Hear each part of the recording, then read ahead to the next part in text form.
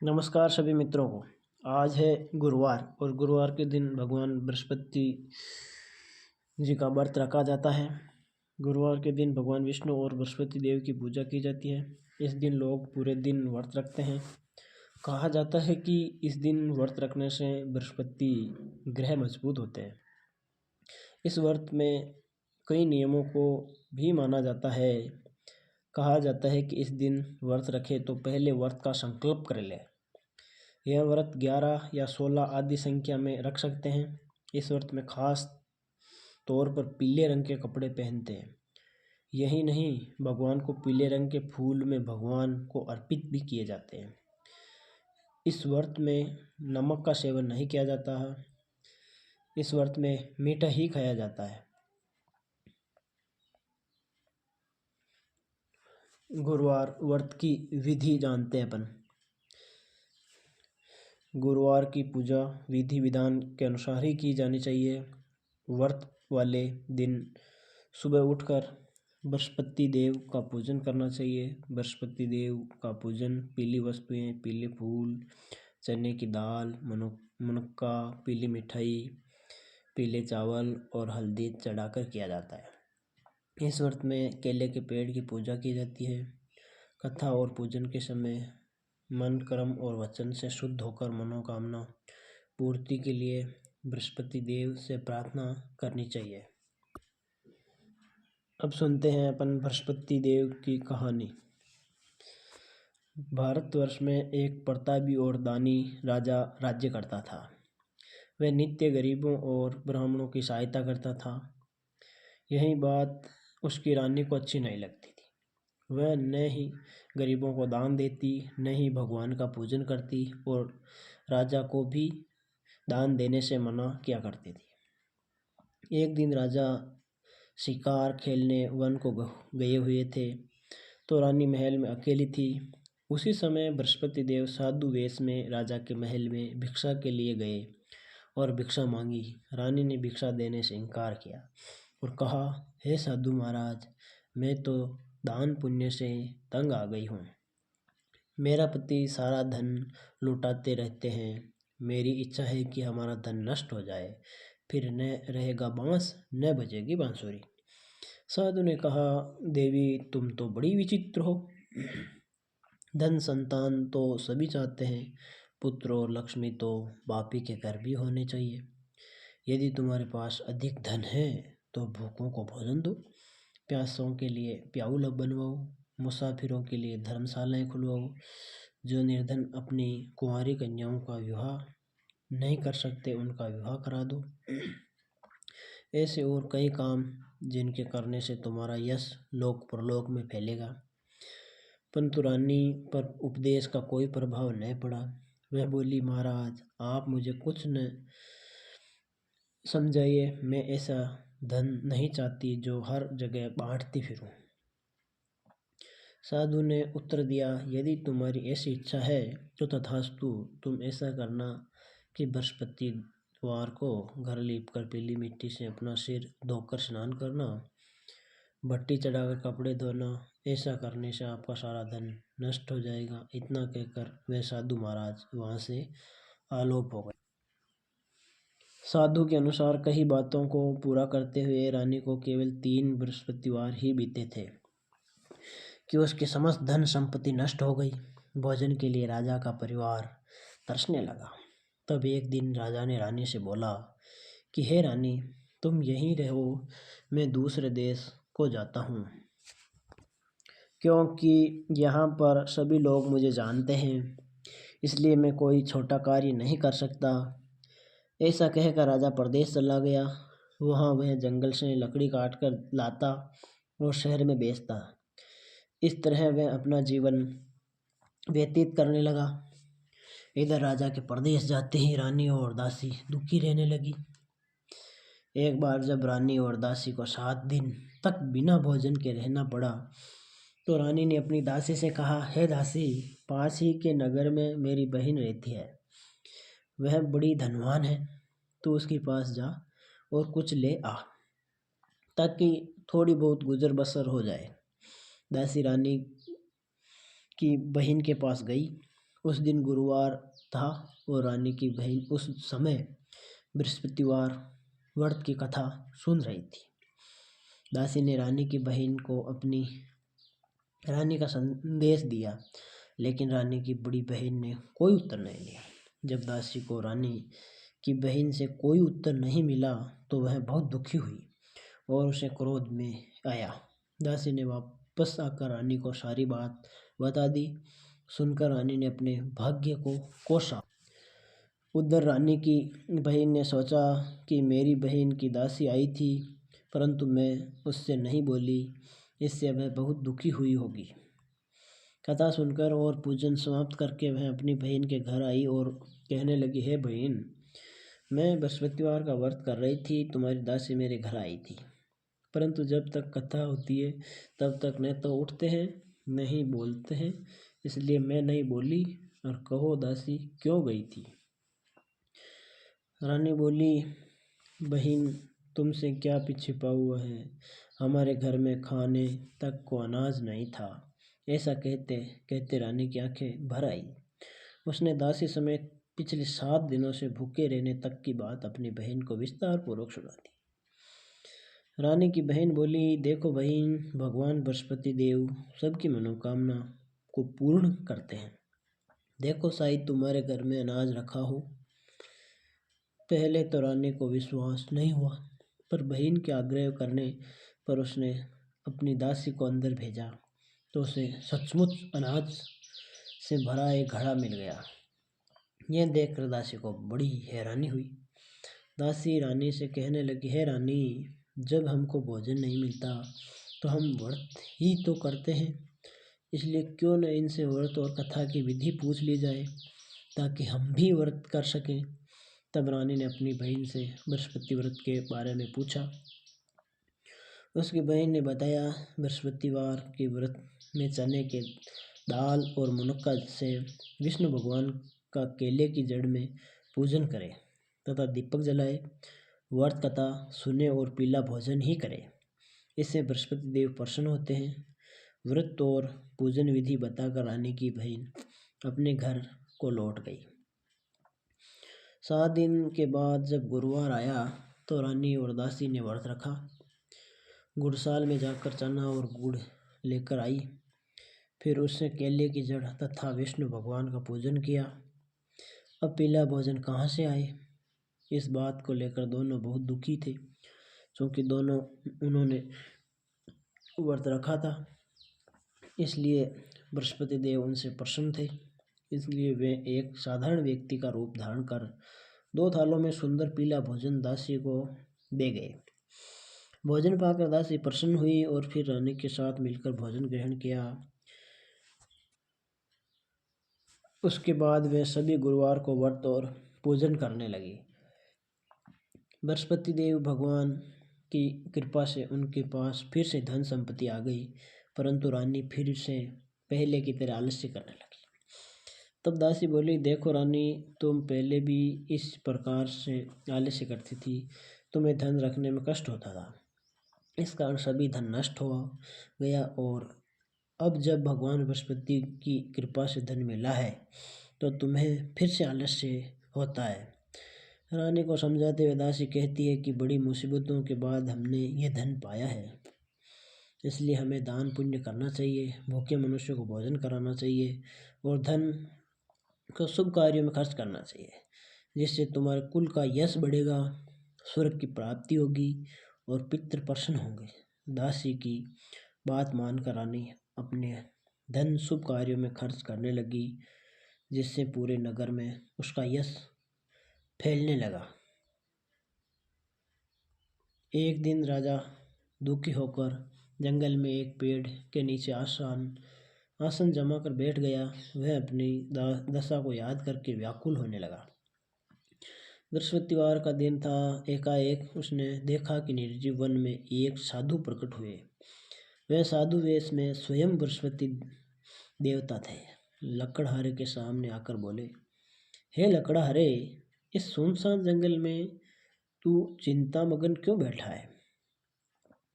लकड़हारे ने दोनों हाथ जोड़कर प्रणाम किया और उत्तर दिया, महात्मा जी, आप सब कुछ जानते हैं, मैं क्या कहूँ।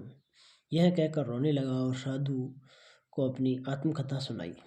महात्मा जी ने कहा, तुम्हारी स्त्री ने बृहस्पति के दिन बृहस्पति भगवान का निरादर किया है, जिसके कारण रुष्ट होकर उन्होंने तुम्हारी यह दशा कर दी।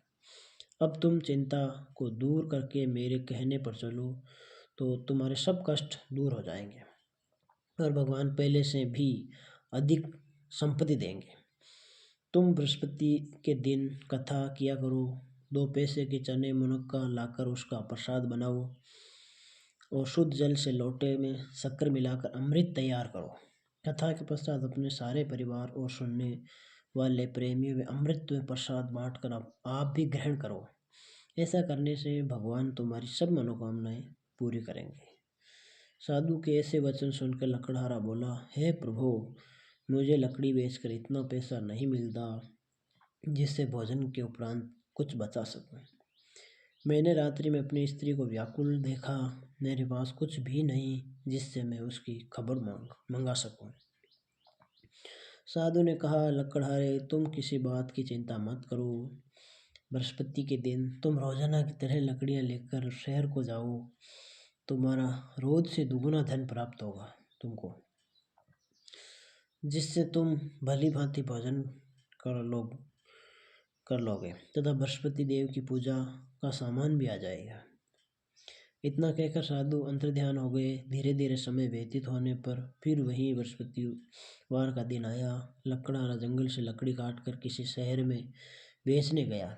उसे उस दिन और दिन से अधिक पैसा मिला। राजा ने चना गुड़ आदि लाकर गुरुवार का व्रत किया। उस दिन से उसके सभी क्लेश दूर हुए। परंतु जब दोबारा गुरुवार का दिन आया तो बृहस्पतिवार का व्रत करना भूल गया। इस कारण बृहस्पति भगवान नाराज हो गए। उस दिन उस नगर के राजा ने विशाल यज्ञ का आयोजन किया तथा शहर में यह घोषणा करा दी कि कोई भी मनुष्य अपने घर में भोजन न बनावे, न आग जलावे। समस्त जनता मेरे यहाँ भोजन कराने आवे। इस आज्ञा को जो न मानेगा उसे फांसी की सजा दी जाएगी। इस तरह की घोषणा संपूर्ण नगर में करवा दी गई। राजा की आज्ञा अनुसार शहर के सभी लोग भोजन करने गए, लेकिन लकड़हारा कुछ देर से पहुंचा, इसलिए राजा उसको अपने साथ घर ले गए और ले जाकर भोजन करा रहे थे तो रानी की दृष्टि उस खूंटी पर पड़ी जिस पर उसका हार लटका हुआ था। वह वहां पर दिखाई नहीं दिया। रानी ने निश्चय किया कि मेरा हार इस मनुष्य ने चुरा लिया। उसी समय सिपाहियों को बुलाकर उसको कारागार में डलवा दिया। जब लकड़हारा कारागार में पड़ गया और बहुत दुखी होकर विचार करने लगा कि न जाने कौन से पूर्व जन्म के कर्म से मुझे यह दुख प्राप्त हुआ, और उसी साधु को याद करने लगा जो कि जंगल में मिला था। उसी समय तत्काल बृहस्पति देव साधु के रूप में प्रकट हुए और उसको उसकी दशा को देखकर कहने लगे, है अरे मूर्ख, तूने बृहस्पति देव की कथा नहीं करी, इस कारण तुझे दुख प्राप्त हुआ है। अब चिंता मत कर, बृहस्पतिवार के दिन कारागार के दरवाजे पर 4 पैसे पड़े मिलेंगे, उनसे तू बृहस्पति देव की पूजा करना, तेरे सभी कष्ट दूर हो जाएंगे। बृहस्पति के दिन उसे 4 पैसे मिले। लकड़हारे ने कथा कही। उसी रात्रि को बृहस्पति देव ने उस नगर के राजा को स्वप्न में कहा, हे राजा, तुमने जिस आदमी को कारागार में बंद कर दिया है वह निर्दोष है, वह राजा है, उसे छोड़ देना। रानी का हार उसी खूंटी पर लटका है, अगर तू ऐसा नहीं करेगा तो मैं तेरे राज्य का नष्ट कर दूंगा। इस तरह रात्रि के स्वप्न को देखकर राजा प्रातःकाल उठा और खूंटी पर हार देखकर लकड़हारे को बुलाकर क्षमा मांगी तथा लकड़हारे को योग्य सुंदर वस्त्र आभूषण देकर विदा कर दिया। बृहस्पति देव की आज्ञा अनुसार लकड़हारा अपने नगर को चल दिया। राजा जब अपने नगर के निकट पहुंचा तो उसे बड़ा आश्चर्य हुआ। नगर में पहले से अधिक बाग, तालाब, कुएं तथा बहुत सी धर्मशालाएं, मंदिर आदि बन गए हैं। राजा ने पूछा, यह किसका बाग और धर्मशाला है? तब नगर के सब लोग कहने लगे, सब रानी और बांदी के हैं। तो राजा को आश्चर्य हुआ और गुस्सा भी आया। जब रानी ने यह खबर सुनी कि राजा आ रहे हैं तो उन्होंने बांदी से कहा कि हे दासी, देख, राजा हमको कितनी बुरी हालत में छोड़ गए थे, हमारी ऐसी हालत देखकर वे लौट न जाए। इसलिए तू दरवाजे पर खड़ी हो जा। आज्ञा अनुसार दासी दरवाजे पर खड़ी हो गई। राजा आए तो उन्हें अपने साथ लिवा लाई। तब राजा ने क्रोध करके अपनी रानी से पूछा कि यह धन तुम्हें कैसे प्राप्त हुआ। तब उन्होंने कहा, हमें यह सब धन बृहस्पति देव की इस व्रत के प्रभाव से प्राप्त हुआ। राजा ने निश्चय किया कि 7 रोज बाद तो सभी बृहस्पति देव का पूजन करते हैं, परंतु मैं प्रतिदिन में 3 बार कहानी तथा रोज व्रत किया करूँगा। अब हर समय राजा के दुपट्टे में चने की दाल बंधी रहती थी तथा दिन में 3 बार कहानी कहता। एक रोज राजा ने विचार किया कि चलो अपनी बहन के यहाँ हो आवे। इस तरह निश्चय कर राजा घोड़े पर सवार हो अपनी बहन के यहाँ को चलने लगा। मार्ग में उसने देखा कि कुछ आदमी एक मुर्दे को लिए जा रहे हैं। उन्हें रोककर राजा कहने लगा, अरे भाइयों, मेरी बृहस्पति देव की कथा सुन लो। वे बोले, लो, हमारा तो आदमी मर गया, इसको अपनी कथा की पड़ी है। परंतु कुछ बोले कि अच्छा कहो, हम तुम्हारी कथा भी सुनेंगे। राजा ने दाल निकाली और जब कथा आदि हुई कि मुर्दा हिलने लग गया, और जब कथा समाप्त हो गई तो राम राम करके मनुष्य उठकर खड़ा हो गया। आगे मार्ग में उसे एक किसान खेत में हल चलाता मिला। राजा ने उसे देखकर और उससे बोले, अरे भाइयों, तुम मेरी बृहस्पतिवार की कथा सुन लो। किसान बोला, जब तक मैं तेरी कथा सुनूंगा 4 हरिया जोत दूंगा। जा अपनी कथा किसी और को सुनाना। इस तरह राजा आगे चलने लगा। राजा के हटते ही बेल पछाड़ खाकर गिर गए तथा किसान के पेट में बड़ी जोर का दर्द होने लगा। उस समय उसकी माँ रोटी लेकर आई। उसने जब यह देखा तो अपने पुत्र से सब हाल पूछा और बेटे ने सभी हाल कह दिया। तो बूढ़िया थोड़ी थोड़ी उस घुड़सवार के पास गई और उससे बोली कि मैं तेरी कथा सुनूंगी, तो अपनी कथा मेरे खेत पर चलकर ही कहना। राजा ने बुढ़िया के खेत पर जाकर कथा कही, जिसके सुनते ही वह बैल उठ खड़े हुए। किसान के पेट का दर्द भी बंद हो गया। राजा अपनी बहन के घर पहुंचा। बहन ने भाई की खूब मेहमानी की। दूसरे रोज प्रातःकाल राजा जगा तो वह देखने लगा कि सब लोग भोजन कर रहे हैं। राजा ने अपनी बहन से कहा, ऐसा कोई मनुष्य जिसने भोजन नहीं किया है तो मेरी बृहस्पतिवार की कथा सुन ले। बहन बोली कि हे भैया, यह देश ऐसा ही है कि पहले यहाँ लोग भोजन करते हैं, बाद में अन्य काम करते हैं। अगर कोई पड़ोस में हो तो देखा हूँ। वह ऐसा कहकर देखने चली गई, परंतु उसे कोई ऐसा व्यक्ति नहीं मिला जिसने भोजन न किया हो। अतः वह एक कुम्हार के घर गई जिसका लड़का बीमार था। उससे मालूम हुआ कि उनके यहाँ 3 रोज से किसी ने भोजन नहीं किया। रानी ने अपने भाई की कथा सुनने के लिए कुमार से कहा। वह तैयार हो गया। राजा ने जाकर बृहस्पतिवार की कथा कही, जिसका सुनकर उसका लड़का ठीक हो गया। अब तो राजा की प्रशंसा होने लगी। एक रोज राजा ने अपनी बहन से कहा कि हे बहन, हम अपने घर को जाएंगे, तुम भी तैयार हो जाओ। राजा की बहन ने अपनी सास ने कहा, हाँ चली जा, परंतु अपने लड़के को मत ले जाना, क्योंकि तेरे भाई की कोई औलाद नहीं है। बहन ने अपने भाइयों से कहा, हे भैया, मैं तो चलूंगी पर कोई बालक नहीं जाएगा। राजा बोला, जब कोई बालक नहीं चलेगा तब तुम ही क्या करोगे। बड़े दुखी मन से राजा अपने नगर को लौट आया। राजा ने अपनी रानी से कहा, हम निर्वंशी हैं, हमारा मुंह देखने का धर्म नहीं है और कुछ भोजन आदि नहीं किया। रानी बोली कि प्रभु, बृहस्पति देव ने हमें सब कुछ दिया है, वह हमें औलाद अवश्य देंगे। उसी रात को बृहस्पति देव ने राजा से स्वप्न में कहा, हे राजा, उठ, सभी सोच त्याग दे, तेरी रानी गर्भ से है। राजा की यह बात सुनकर बड़ी खुशी हुई। 9वें महीने में उसके गर्भ से एक सुंदर पुत्र पैदा हुआ। तब राजा बोला, हे रानी, स्त्री बिना भोजन के रह सकती है, पर बिना कहे नहीं रह सकती। जब मेरी बहन आवे तुम उससे कुछ कहना मत। रानी ने सुनकर हाँ कर दिया। जब राजा की बहन ने यह शुभ समाचार सुना तो बहुत खुश हुई तथा बधाई लेकर अपने भाई के यहाँ आई। तभी रानी ने कहा, घोड़ा चढ़कर तो नहीं आई, गधा चढ़ी आई। राजा की बहन बोली, भाभी मैं इस प्रकार न कहती तो तुम्हें औलाद कैसे मिलती। बृहस्पति देव ऐसे ही हैं जैसी जिसके मन में कामनाएं हैं सभी को पूर्ण करते हैं। जो सद्भावना पूर्वक बृहस्पतिवार का व्रत करता है एवं कथा पढ़ता है अथवा सुनता है, दूसरों को सुनाता है, बृहस्पति देव उसकी सभी मनोकामनाएं पूर्ण करते हैं। भगवान बृहस्पति देव उसकी सदैव रक्षा करते हैं। संसार में जो मनुष्य सद्भावना से भगवान जी का पूजन व्रत सच्चे हृदय से करते हैं तो उनकी सभी मनोकामनाएं पूर्ण करते हैं।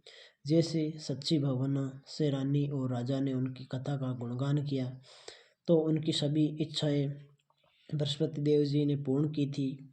इसलिए पूर्ण कथा सुनने के बाद प्रसाद लेकर जाना चाहिए। हृदय से उसका मनन करते हुए जयकारा बोलना चाहिए। बोलो बृहस्पति देव की जय, भगवान विष्णु की जय। कहानी अच्छी लगी है तो लाइक करना, शेयर करना और चैनल को सब्सक्राइब करना। धन्यवाद।